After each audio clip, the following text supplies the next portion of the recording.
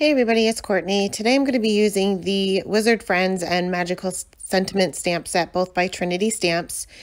I'm going to start off with this little girl from the Wizard Friends stamp set, and I'm going to stamp her 4 different times with blackout ink by Ink on 3 onto a piece of Nina Solar White 80-pound cardstock. And I'm going to be coloring these all different. Sandy Allnock talks about the human rainbow, so I'm going to be going with that theme. I'm starting off with this first little girl, and I'm going to show you this one in real time, and then I'll speed everything up. But I'm starting with my lightest color, mapping out my darkest areas, which in her case will be underneath where her little bangs are hanging down over her face, on the bottom part of her little hands, and on the inside of her legs. Then I'm going in with my E04, which is the darkest color, blending that out with my E11, which is the darkest midtone, and then my E00, and then back to my E50 to blend the rest of that out. Now for her hair, I'm going to make her a little brunette, and when I color hair, I start off with my darkest color just because I want to maintain that highlight and maintain the texture. So I'm starting with my E59, and I'm just doing small little flicks in various lengths with just the tip of my marker on the areas where her hair is parted, where her little bangs are hanging tucked behind her ear. And for her little ponytail, I'm just putting some shadows there where it's kind of tucked behind her. And next I'll go in with my darkest midtone, and all I'm really doing is extending these flicks out a little bit further, but still using just the tip of my marker with various size flicks. Next I'll go on to my lightest midtone and doing the same exact thing here, just extending those flicks and leaving a highlight. Now you can stop here if you want that white highlight, which will just make her hair look pretty shiny. But in this case, I did use a lightest color, the E53, and I blended the rest of that out. Now, like I said, I'll go ahead and speed everything up here. Just to basically show you the color combinations that I used. I'm going to be doing my shading the same for all 4 of these little girls as far as the shadows and the highlights. For this little girl, I'm making her skin a little bit lighter than the first little girl. Now, when you have really light colors, it's hard to get too much shading, so you're not going to see all that much of a contrast on hers. I wanted to make her a little redhead, so I'm using a variety of color families here. I'm starting off with an E marker, and then I'll move on to some YR markers and then finish off with a yellow marker. But I'm just doing my shading the same exact way, putting my little flicks in the same area as I did for the first little girl. I mainly use that Y marker just to kind of brighten everything up for her. For my third little girl, I'm going to make her skin tone a little bit darker. So my darkest color for her skin is going to be an E18, and I'm just using this very sparingly because this is a really, really dark color. But like I said, doing the shading the same way. Now I'm doing her hair. I want her hair to be black. So I am using the black marker, that 100 marker, and I'm also going to be doing my shading with my cool gray markers. You can color black hair several different ways. I know sometimes I put a dark blue underneath everything just so that kind of shines through a little bit. But in this case, these images are pretty tiny, so I just stuck with the black and the cool grays. But they do blend well together. The cool grays as well as the warm grays blend really well with the black, especially if you start off with something like a C7 or a C9, which is very close to black to begin with. For my final little girl, I'm making her skin tone just a little bit darker than the first little girl, but lighter than the third little girl. Using a lot of the same markers here, just doing a little bit different of a combination. So you certainly don't need to have all of the markers. I don't have even close to all of the Copic colors to get different results. For her hair, I'm going to be coloring her a blonde, and my darkest color for her hair is also the darkest color that I used for her skin. Just putting those shaded areas in the same spots, and then I'll move on to a YR marker, and I'm going directly over that E15 just to kind of lighten it up and kind of tone it down a little bit. Continue on with some Y markers, and then we'll move on to their clothes. And I'm going to show you one in real time and then I'll speed up the rest. But as we were talking about the human rainbow, I decided to stick with the rainbow theme. So for this first little girl's little skirt and sweater, I'm going to be coloring these red, and I'm going in with my lightest color and mapping out my darkest areas. For her little sweater, it's going to be on either side and underneath her little arms.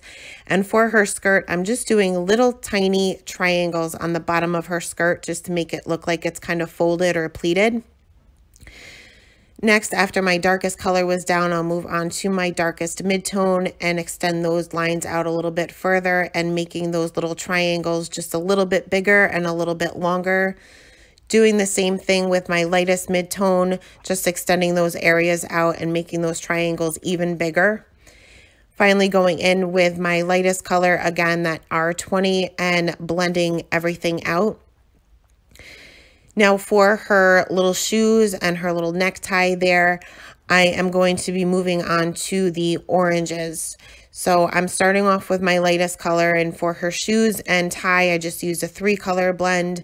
These are really teeny tiny areas. You could get away with just 2 colors or even really just 1.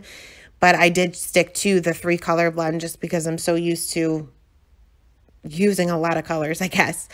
So next I'll go ahead and speed everything up for you again. Moving on to this next little girl, I'm coloring everything the same way as far as the shading goes, even with those little triangles. Her dress and her skirt and her sweater are going to be yellows, which don't necessarily blend all that great together sometimes. So her little pleats, or those triangles that we put in, aren't as noticeable on her dress as they are in the others. For her shoes and her tie, I'm moving on to some YG markers, the yellow-green markers, just to kind of transition into the true green for the next little girl. And for this one, you can really notice the little triangles that we put in, and it does make it look like her little skirt is folded. It's just not so noticeable on the yellow. Coloring her the same exact way as far as lightest color, then the darkest, then the 2 midtones, back to the lightest. And for her little shoes and her little tie, I'm going to be moving on to some blues. And for the final little girl, her skirt and her sweater are going to be purple. So I'm moving on to some V markers here, coloring this the same exact way as I did the other 3. And for her little shoes, I will be coloring those kind of like a darker pink. So I'm using some R80 markers for those. Again, just using a 3-color blend on those areas, 4-color blend on her clothes itself. Now my red marker, or for this first little girl, my reds bled a lot. Typically this is hard to take up, but we'll work on that later. Next, I took another piece of Neenah Solar White 80-pound cardstock. This is cut down to 4 1/4 by 5 1/2, and I wanted to do some ink blending for my background. So I'm using, as you can see, a ton of Distress Oxide inks here, all in rainbow colors, and I'm just going to be doing both edges because that's going to be the only part you're going to see. So I'm starting off with Candied Apple. I'll blend that out with my Carved Pumpkin, then the Fossilized Amber, Twisted Citron, Lucky Clover, Faded Jeans, Wilted Violet, and then Picked Raspberry. Once I get to the edge of my card panel there, you'll see that I'll work my way back down and blend out any areas that maybe didn't blend great the first time. You're not going to get a perfect blend the first time you put your color down. You kind of have to work at it a little bit by going back and forth. Sometimes I add more ink to my ink blending tool. Other times I just use the ink that's left on there if I don't necessarily want to add too much more color. Only a little bit of this is going to be showing, so I'm not worried about getting a perfect blend, just so long as the edges kind of transition well. Once all of my ink blending was done, I took another piece of the Neenah Solar White 80-pound cardstock, and I have mine pre-cut to 4 1/4 by 5 1/2. So I just trimmed off 3/4 of an inch, but I left it 5 1/2 by 3 1/2. So that way, when I lay this over my little rainbow panel, just the rainbow area will show. I took a white gel pen to fix up some of the areas where that first little girl's dress kind of bled out a little bit. I did try to use my colorless blender, but I kind of knew that wasn't going to work. So I touched up some of those areas with a white gel pen and die cut all 4 of these little girls.